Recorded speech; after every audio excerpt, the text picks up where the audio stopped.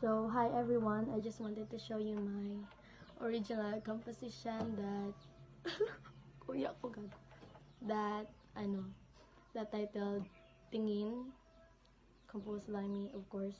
Original composition yun. So, let's start.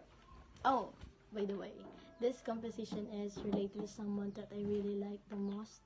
Who I really like the most. Yes. Okay, go.